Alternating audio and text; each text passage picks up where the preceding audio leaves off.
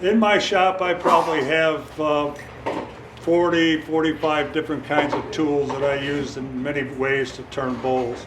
But I have to cut that down, and I could use one, but I find it much more expedient that I could use 3 or 4, sometimes more than that, to get the cuts I need. Tonight we're going to do 3, basically 3. We're going to have a couple of supplementals back here, but 3 main ones. We're going to talk about a 40-40 grind, and if we can get that light over there a little bit. And of course this one is made famous by Stuart Batty in a 40-40.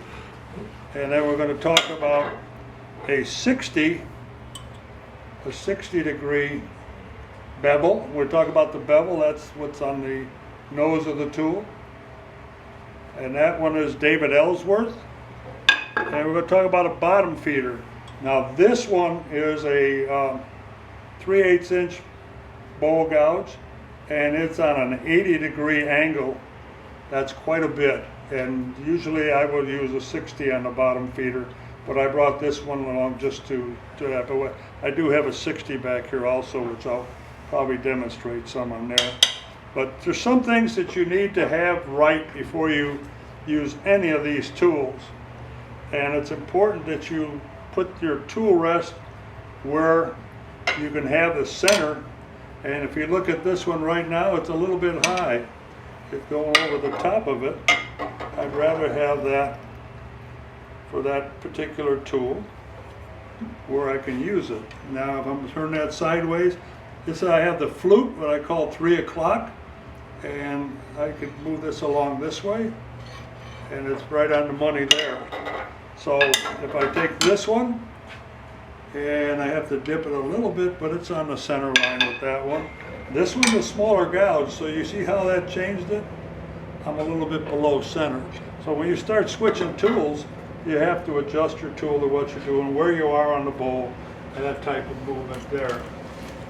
All right, and I can read this thing on there. Now, if we look at the edge of this one, this is the 40-40, it's consistently ground in a straight line, or it could be on a curve, but if the edge is consistent. So if I run my finger on this edge, it's sharp from top to bottom, and up near the edge, I don't have any facets on it. I could have them down here in the bottom, it's not going to affect it. But when it's up near the edge, I can't have this edge waving back and forth. I don't want what's called a bird's beak on the front edge. I want that to come right to the point and come right around. So it's important that we have the tool sharpened on there. And you also want to have your tool rest smooth. If you can't move your tool, then you have some problems trying to keep it consistent.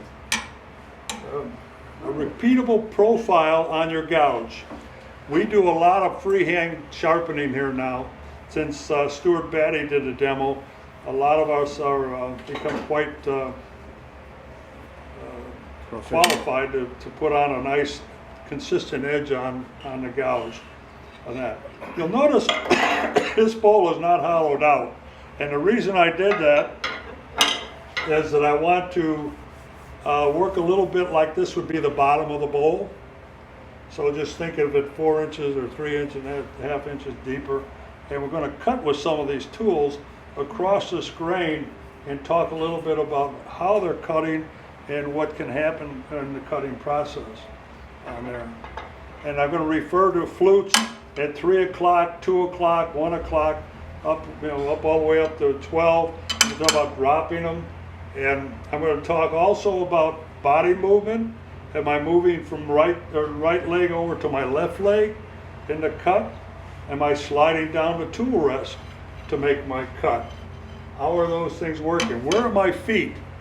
Do I put one back, put my right leg back and my left leg forward where I can move totally from the edge all the way to the center line? And that's an important point when you don't want to be off balance trying to turn a piece of wood on there. The speed of the lathe is another important thing. turn at what you feel safe. I'm going to start out here really slow. We're going to do about 60 RPM on this. We're not going to turn the whole boat with 60 RPM. You can be relaxed on that. But we're going to show what's going on with the tool a little bit better at that point on there. You want to provide enough pressure on the bevel to ride on the wood, but think about it floating on the wood rather than riding hard on the wood. A lot of beginning turners, they want to hold that tool down on the tool rest, and they want to force it into the wood. If the tool is presented correctly, it really does not need to be forced in. And we're going to talk tonight about double bevel or balancing the bevel, the same term used either way. And what that is, if I'm on the point of the tool and I've got a little bit in the waste wood, the tool will actually hold itself in the cut. If I have to hold it down and I have to grip on it, I'm really forcing the tool. We talk about from the speed of the tool from the outside to the inside. These are a lot of variables. There's all kinds of things going on here, and experience, of course, is what you're after to be able to adjust to what's going on inside the bowls and things. But as I start out here, it's moving very fast. I get to the center, it's going 0. So that's another thing we have to look out for on that one. All right, and okay, we're going to take a look at this one first. This is a 60 bevel on here. This is an Ellsworth grind basically, except he will grind the wings back farther. And that's a way of doing it. This one is, I use a lot on the bottom of a bowl. I don't need it ground back. This is a D-way, 5/8 inch cobalt. And well, first thing I'm going to do is set this up and make sure I'm at center. And it looks just here low, just to make sure. And we're going to talk a little bit about tear out. How many have tear out in the bottom of your bowl?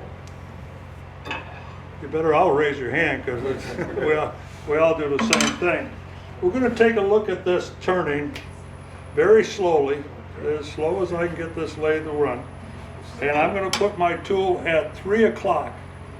Now, that presents this wing in that 3 o'clock mode. Basically, it's not going to be dropped to 4. I'm going to keep it there, and I'm going to push into the wood. And you'll notice it wants to slide. So I move my right hand over farther until I can cut the wood. And I'm really pushing into it fairly hard here. And what I'm after is, what do you see here? See that wood sticking out? And guess what? If you look over here, you're seeing the same thing. That is called tear out in the bottom of your bowl. Now we're going very slow, and I was forcing it to make it sure it creeped out on me, but you can see how the wood fibers are literally ripped over.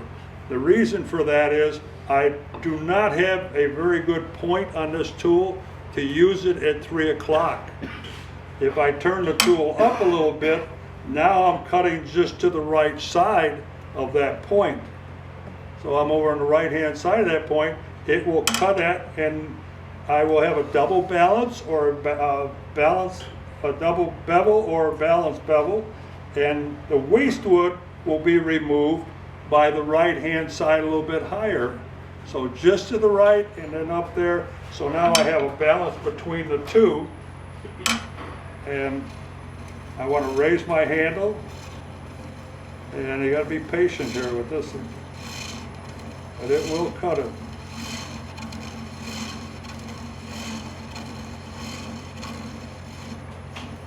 I'm going to move ahead a little bit on that. You can see, I don't know if you can see them, the curls are coming up behind the tool rest.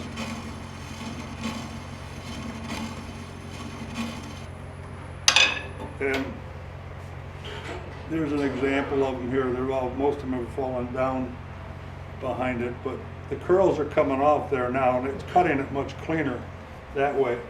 So, all right, if I put a rounded point into the wood and put too much force on it, it's going to cut it that way. Okay, so here's a baddie on this one, and a baddie cut, if we go slow with that one, this is at 3 o'clock, and I'm going to try to keep the flute about 3 o'clock.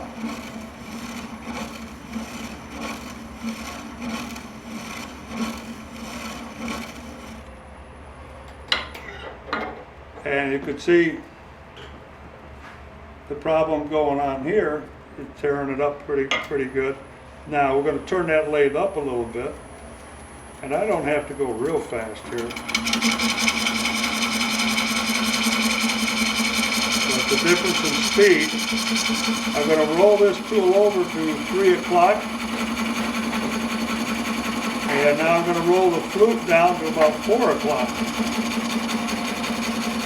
It cuts slower,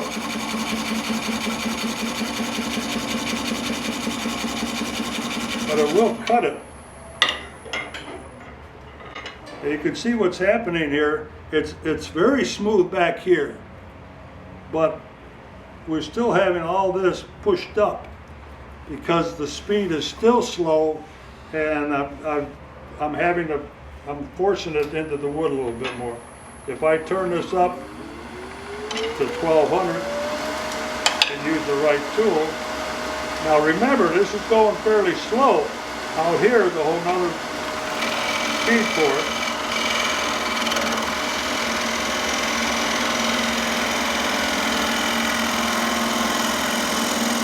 And even though now I'm going to really lighten up on the cut. I'm not pushing into it, I'm just letting the tool. Now I'm going to raise the bevel or the flute a little bit, just to get rid of that nubs in the middle. So if we go back, here I am with the flute up, and it's removing the balance in the bevel. I'm not pushing into the tool. I'm letting the tool work at what it wants to do. If I roll the tool over, then you can see where it's causing some, because that's the thickness of the cut that's causing that problem for me. If I come back and cut it lighter, I have no problem with it. So cutting it that way. Alright, if we look at, this is a 60 bottom feeder, and this tool will work flute up. You hear the bumping? There's the flute up. And it works pretty well. Why is it working? Because I'm cutting with the center line, and the waste wood is being removed to the right hand side of the tool. So I'm right in the middle, and then over to the right just a little bit is cutting it. And we look at the wood here, it's pretty smooth. Now let's see what happens this time with it. And I'm going to, let's back up just a little bit. If I go from my right leg to my left leg, what's going to happen? It curves. It comes out of the cut, doesn't it? Unless I'm in a deep bowl like this one, working my way down. So I literally have to move this tool along the tool rest to get it to really cut well here. Now you see some little ripples in there, right in here. That's because I moved the tool too fast. I pushed it along a little too fast. I start my cut. I'm going to have to move it a little bit there. I got some bouncing going on. This is red oak, and I got underneath those bumps. Now it cuts pretty smoothly. And there you can see again, just going a little bit slow, what can happen to it there. This one is an 80, on an 80, and it's a lighter one. Why would you use this one? Because you want to take off even less material. I don't want to take off much, I just want to finish the surface. And this tool is sharp. And I just went over the bumps because I was pushing so lightly, they went over the top of them. And you can see, I really don't have much pressure on this tool at all. Of course, I'd have to finish out the bottom of that one. But now if we look at that one, it's very clean. It's very, take much sanding there. Any questions so far? Yell out. Okay.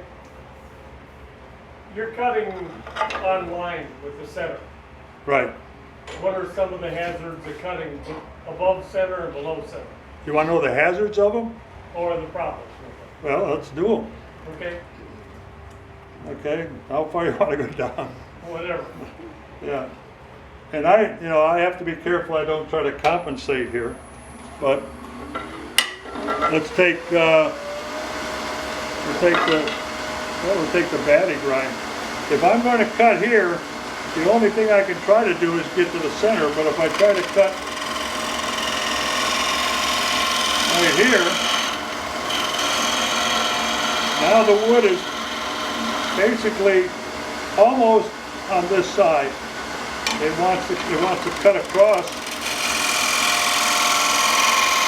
I'm going to keep my handle up. I'm trying to compensate it here. And it'll cut out here, but the closer I get to the center, see how easy it's coming out? I'd have to drop the handle. And now I have a lot of bevel rubbing. I can feel it much more than probably you can hear it. But I have to try to get up here with it. So it's going to give you a problem. If I try to go above it,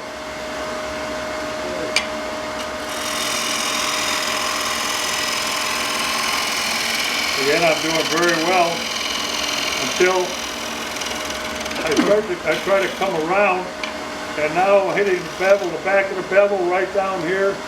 See this? You see that on there? The wood fibers are all piled up in a nice line around there. So it's really getting right where I want to make that cut. And if I keep going, I can't go any farther. I'm over the top. I could drop it. If you're in Asia, you might see them turning below center. And they really have some tools to do it too. But this doesn't work very well. And there's some, well, if I get close enough, I can usually make up for some of that. All right, let's take a look at the catch part of it here. And this one's got the wings rolled back on it.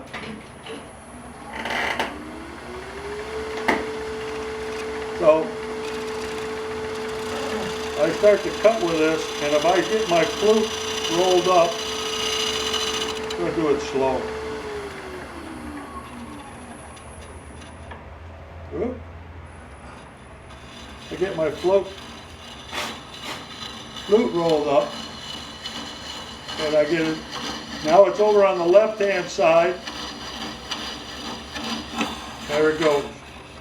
As soon as it got to the left-hand side, with about 1/8 of an inch past, it wants to kick back. I can't keep it going where I'd like it to go if it rolls back on me. The same thing, a lot of people, when they try to take out too much wood,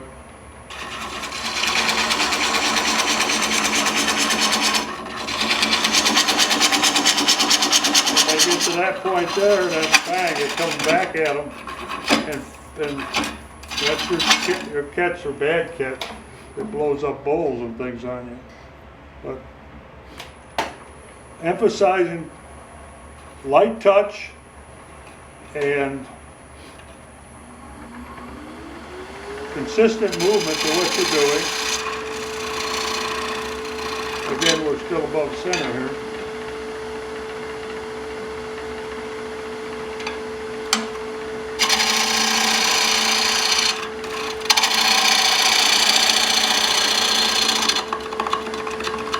Right there. Is that where that catches? A little bit of a knot maybe, but banging on something right there. Okay, so I got a bump here. How can I get rid of that? First of all, I'm going to back up my tool so I can get rid of the bump. See, the bump's gone?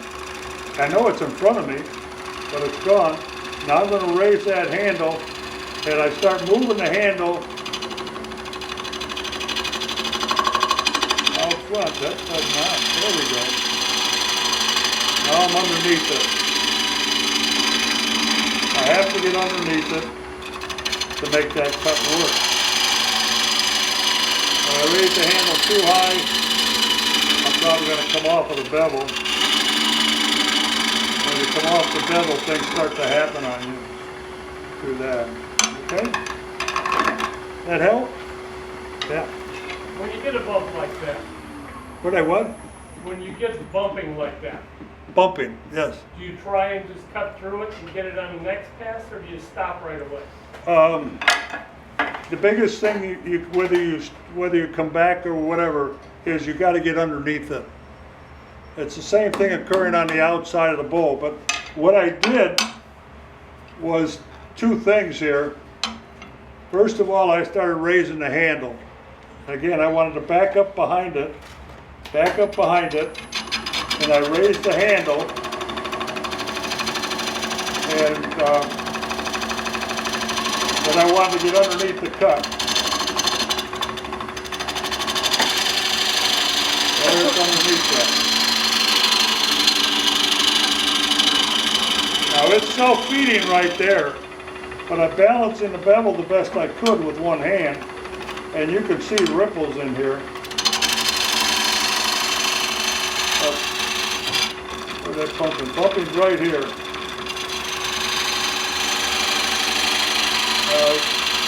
It comes out of there, and here's what happens to many people. As they start to move from the right leg over to the left leg, they're rubbing more and more of the bevel. And sometimes it'll come out of the cut. Now this tool is starting to get a little dull. But I can just feel the tool vibrating. That's telling me I have too much bevel. Even, I just brushed it off. Even with this ground back, it starts to bounce on me. Balance the bevel and not take too much wood off there.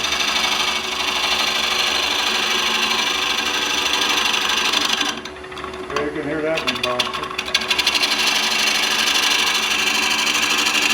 So here I'm sliding down the tool right now. Once I found that position, I would slide down the tool rest with it.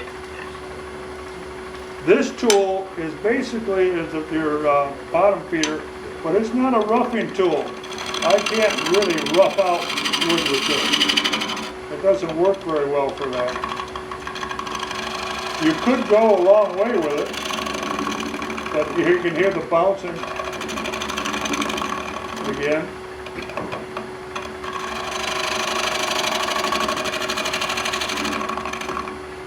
And we'll try going a little bit higher on this one.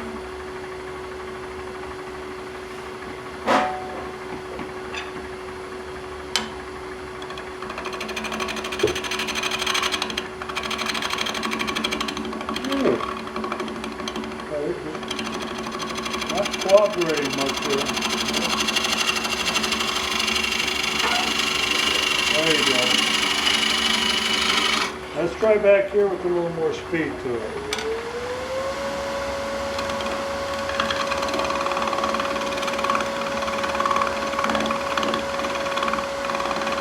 That profile just doesn't want to.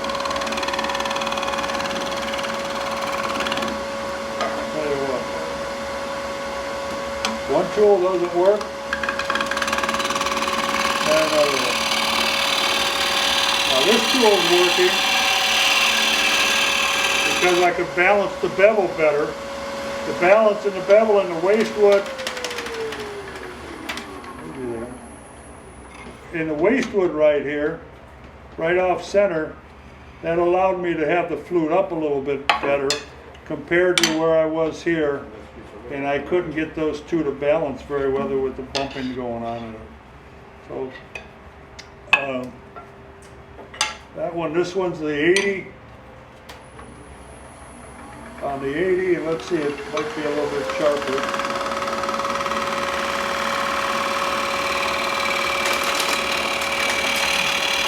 Here again, I have to slide down the tool rest.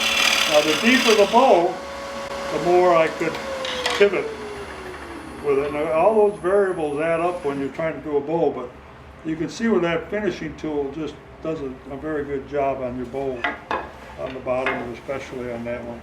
All right, so let's get this thing and thin down the wall, and we're going to go back to our baddie for that one. I'm going to take these and get them off of here.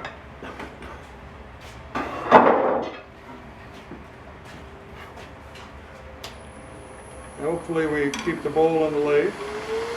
Here you can see my hand going down already to cut that, to get it in center.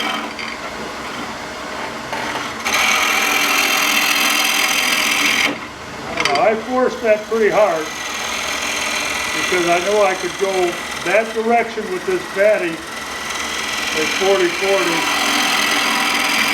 and cut out that cone pretty quick.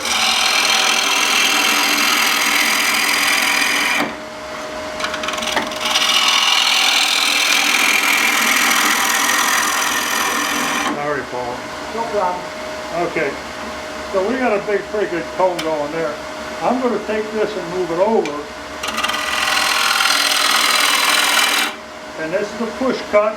This is not a bevel. Well, let's just say there's some bevel eventually there, but all I'm really doing is using the wing. My thumb is holding it and pushing toward the headstock.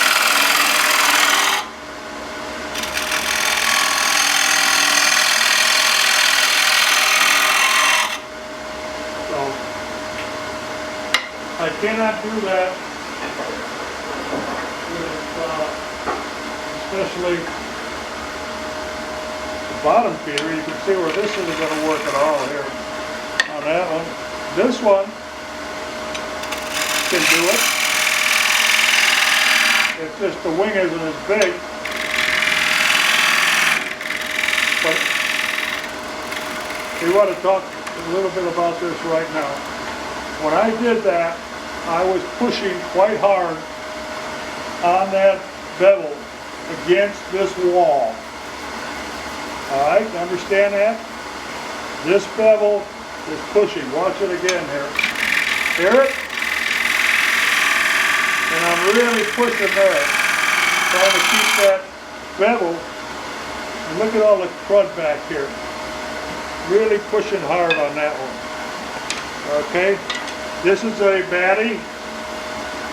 Now, this is very easy to put in line with the edge of the bowl, the inside of the bowl, when they're like this.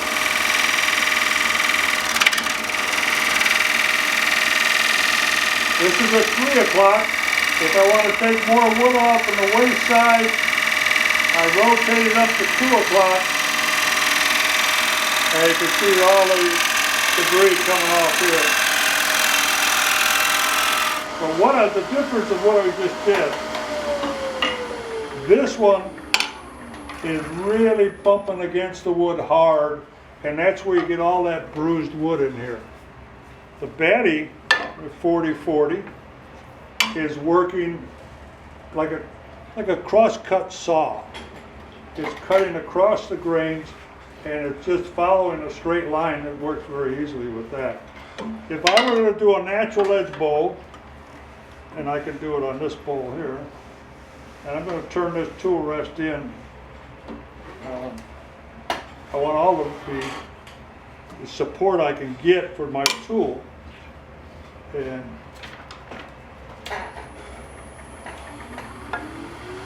that Titus, you're okay.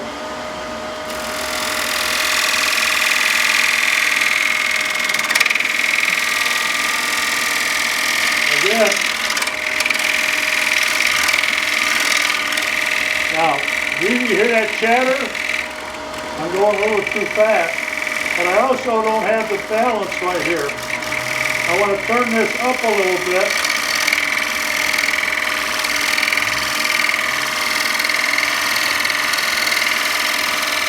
And it's disappearing. Now the point is rubbing on the finished wood, and the right-hand side of that gouge is taking out the waste wood. Right there.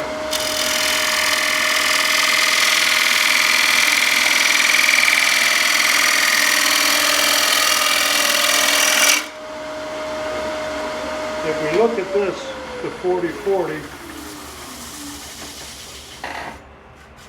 even with cutting it that quickly, there's no tool marks here. This is all cut cleanly, and because the two bevels were balanced, it didn't want to bounce on it. Let's see what happens when we go back. These tools are getting dull, but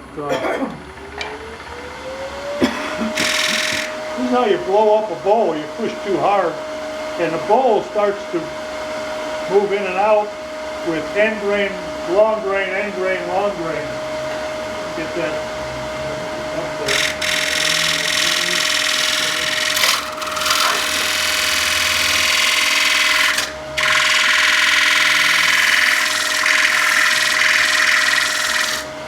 I can't keep that one. We'll try this one here.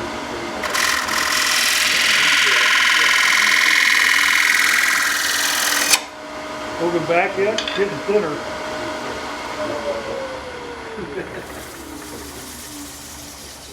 Okay. You can see them, at least I can. There's really two big tool marks. That look better? See them right in there? That's what can happen, and then here's the other ones. So where are they banging? What's going on there? What is this part of the bowl? And green. What do I have hold there? I can't see. That's the end grain. See it? Don't all the stack U's? your hand. Your hand. Yeah. See your hand. See all the end grain there? See all the end grain there? So it's banging against that, and then when it gets to the side grain here, it stretches, it's just smoother, easier to cut. Use a plane and go across the end grain. It's not easy on that one. Mike? Yeah, I've noticed some of the people were dealing, some of the newbies and stuff coming out, and they don't quite get the understanding of running that bevel around that curve. Correct. That's where we're going. Oh, okay. To the bottom, yeah. I've just shown how the edge can move back and forth. We're going to leave that like it is rather than embarrass myself with maybe tearing it up on that one. But we still got to take out, I'm going to just borrow another gouge here. This one is a 40. And I'm going to just take out some of this wood when we get down toward the bottom, I think.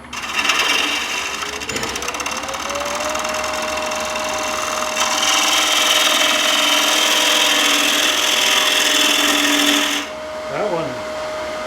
Yeah, like you think anything up there sharp?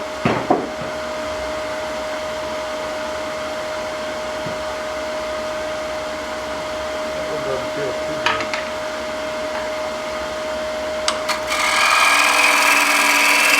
Yeah, that's pretty good.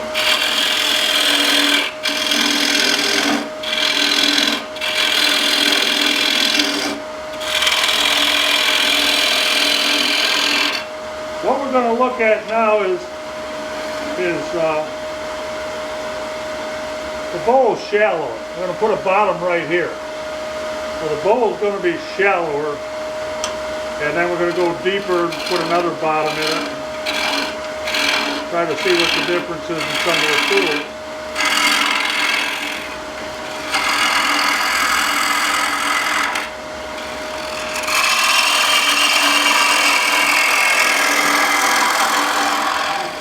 Right there, I can't go any farther with a baddie.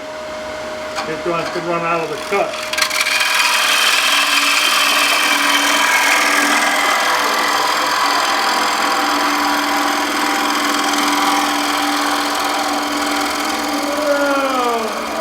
Hold it in there. And, all right, here's what's going on here. Look at all the debris on that side. And that's right where my bevel is rubbing. And I got crud all on both sides of it there. Thank you. Trying to take that out of there on that. Okay.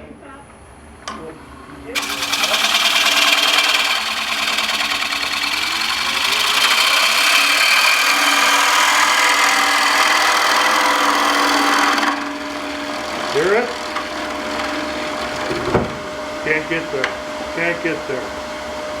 Okay. This one, you see the tool, can you see all the tool marks here from pushing that cut? I have a half inch D-way here. It's a 60. All right, let's put a finish cut on here.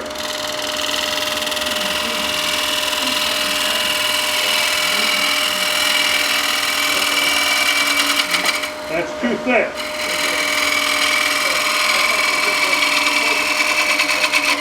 Too thick.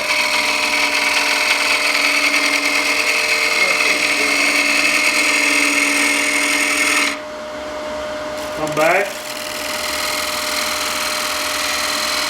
Notice how fast I'm moving.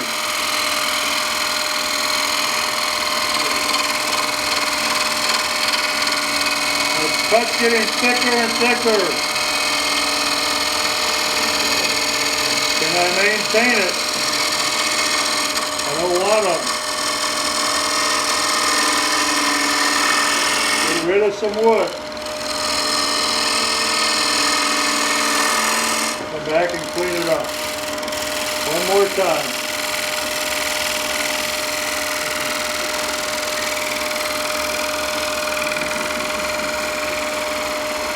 And just as light a touch as I can.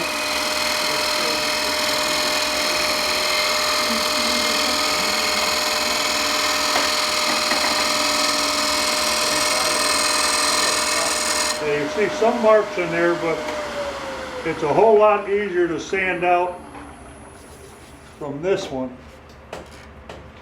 That might help there. That's pretty smooth. And that's because this is a smaller gouge, but the tool rest is close, and I can put a very light cut. The bigger the gouge, if I use a 1-inch gouge, it's very difficult for me to get a very light cut in there on that one. All right, I'm gonna get rid of some of this wood yet here with this one. This is again a 60, but the bigger one, which is about wore out.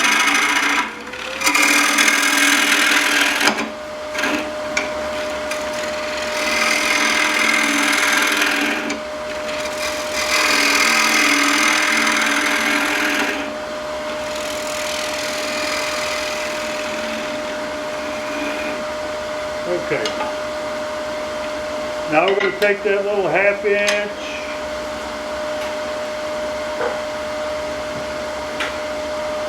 bottom feeder.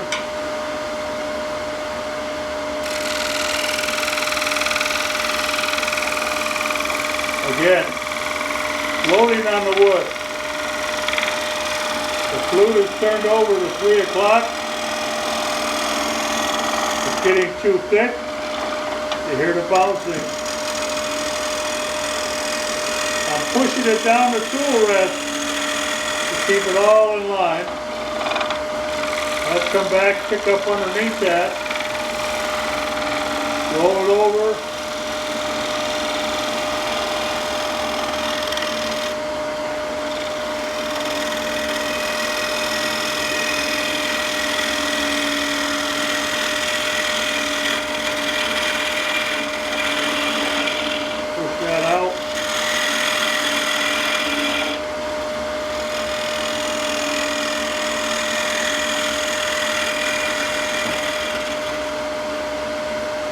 Now many of these hardwoods, I try to leave, this one's a little large, but I try to leave a little center in there. If I push the tool across that, there's a good chance I'm going to chip the wood and have a wonderful time sanding out that little dimple in there, or that little breakout with that part of it. But this is getting pretty clean, and we could try one more cut with that. I'm going to move the tool rest a little because I want to get closer to it. This is not a good tool to have hanging over the tool rest so far. You just want it close. The closer the better.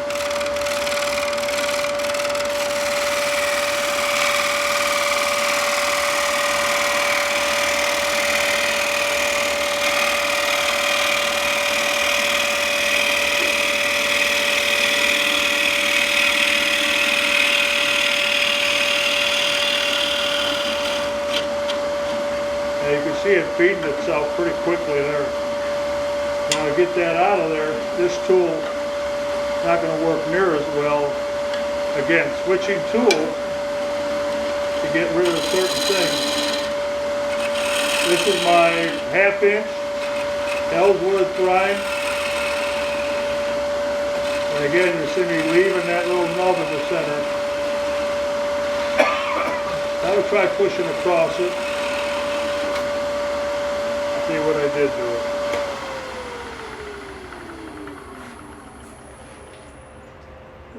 Not too bad. There's a little bit high there. But you get the idea of bowl. Now, the tighter that bottom of the bowl is, the more you have to really move the tool. Whether you're doing it with a 1/2 inch 60, you really have to swing and get down in there quickly. This area right here, the curve is much more abrupt. You're going to have to move quicker. This bowl has got a nice bottom to it. It's not a real problem to work with. Bob, when you go around that part, how do you get your belly out of the way fast enough to get around that part? Say that louder, please. No, he doesn't need When to. you're down in that section, how do you get your belly out of the way fast enough? My belly? Yeah. I can edit that part out. The editor has all kinds of power. Because I have that problem. Yeah, you have a real problem with your belly. You got to have a little belly muscle on there. Okay, let's go a little deeper with this and maybe clean it out a little bit more. And on that, we'll go back. Tell you what, I'm going to sharpen this one up a little bit. I was surprised to get out my batty beveling stuff and find out I was pretty close.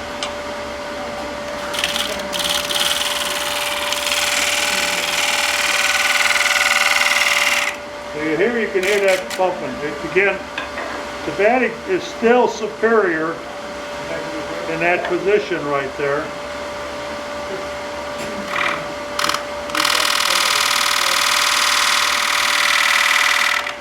I could put my hand against there. It'd be nice if I had a glove.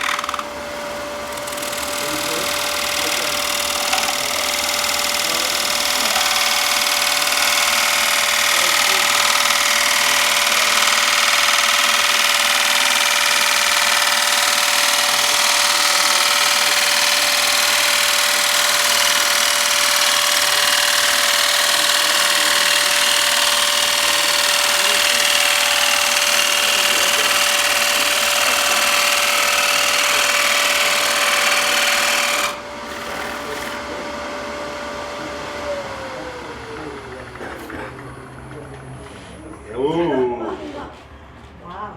can't see through it. Usually the other side. Yeah, a little there.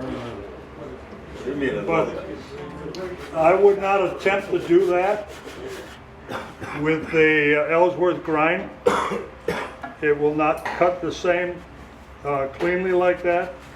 So using the 40-40 made me get there. But once I get down in here, then I'm going to go back and clean out the rest with this one here. We're not going to be as thin as it is up there.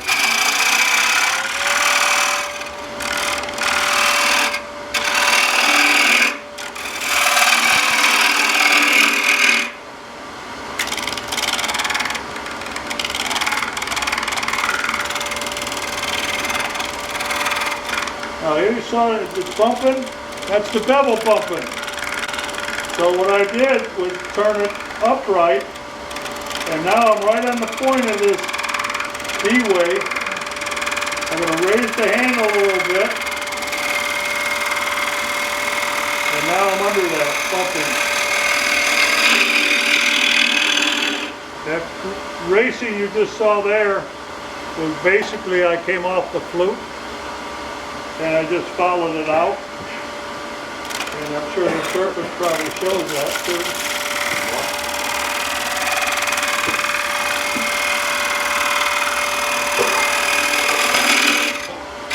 There was transitioning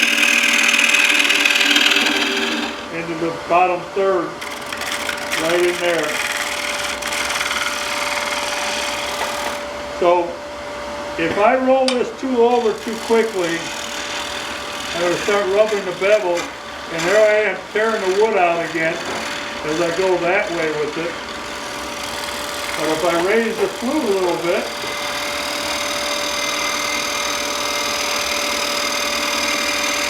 don't go very fast, there's too thick. Back it up, go light,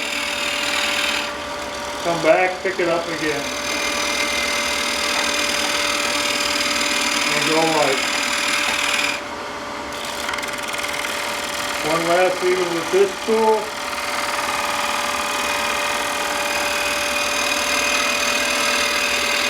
I'm only using about less than 1/8 of an inch of the bevel right now. Bob, I didn't hear you, that's the bottom tool, right? This is a 60. Basically it's a bottom feeder. It's not the true bottom feeder with the wings up. And the difference is, of course, is that I'm using primarily the point on this one to cut. And the waist side balancing the bevel is right at the point. Whereas if I use the wings up, now the waist is on a downward slope on that right wing. So as I come around this time, I roll that down to about 4 o'clock and even lighter cut. And I'm sliding down the tool rest now. And I'm trying to stay off of too much of the bevel. I'm getting a little bounce in there. I can't balance the bevel because I don't have enough wood on the waist side. If I get more wood on the waist side, I can cut it down much better.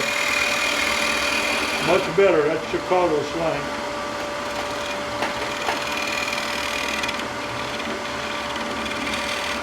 There, it's below that one. That tool lost its edge.